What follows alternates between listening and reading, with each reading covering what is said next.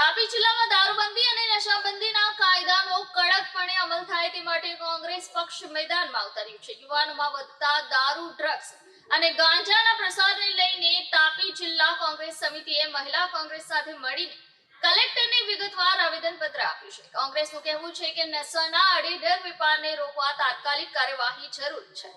ગુજરાત પ્રદેશ કોંગ્રેસ સમિતિના પ્રમુખ અમિતભાઈ ચાવડા અને વિધાનસભામાં કોંગ્રેસ પક્ષના નેતા ડોક્ટર તુષારભાઈ ચૌધરીના માર્ગદર્શન હેઠળ તાપી જિલ્લા કોંગ્રેસ સમિતિએ તાપી કલેક્ટરને ખાસ રજૂઆત કરી।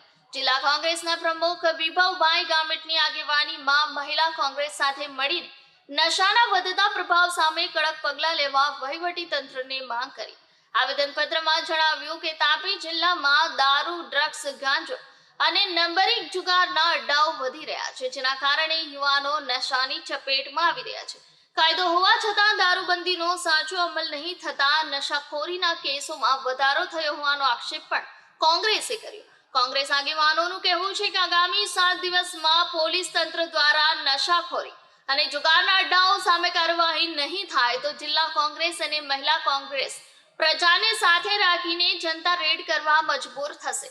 આવેદનપત્ર આપતા તાપી જિલ્લાની કોંગ્રેસ અને મહિલા કોંગ્રેસના અનેક આગેવાનો વિભવભાઈ ગામિત, માજી ધારાસભ્ય સુનિલભાઈ, મહિલા કોંગ્રેસ પ્રમુખ ટીનાબેન ચૌધરી સહિત તાલુકા પંચાયત અને જિલ્લા પંચાયતના ચૂંટાયેલા પ્રતિનિધિઓ મોટી સંખ્યામાં હાજર રહ્યા। કોંગ્રેસે સ્પષ્ટ કર્યું કે યુવાનોના ભવિષ્યને બચાવવા તાપી જિલ્લામાં નશાના ધંધામાં સંકળાયેલા ઇસમો સામે કડક કાર્યવાહી અનિવાર્ય છે અને દારૂબંધીના કાયદાનો યોગ્ય અમલ તંત્ર તરત કરે।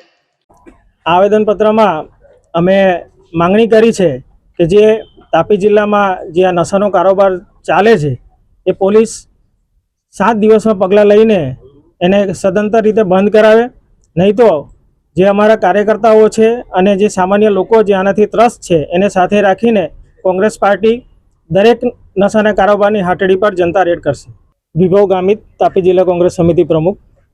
ગુજરાતમાં જે નશાનો કાળો કારોબાર ફૂલ્યો ફાલ્યો છે, આજે જ્યાં જુઓ ત્યાં ડ્રગ્સ, ગાંજા, દારૂ એની હાટડીઓ ખુલી ગઈ છે અને તેનાથી પ્રજા ખૂબ ત્રસ્ત છે।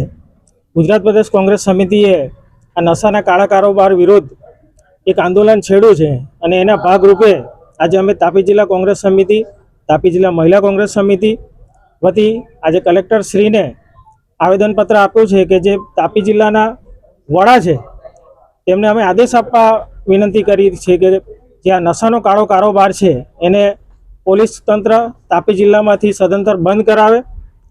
જે સ્કૂલો, કોલેજોની આજુબાજુ ડ્રગ્સ અને ગાંજાનું વેચાણ અને વેપાર થાય છે એ સંપૂર્ણપણે કડક પગલાં લઈને બંધ કરાવે એ બાબતનું આજે અમે આવેદનપત્ર આપીને માંગણી કરી છે।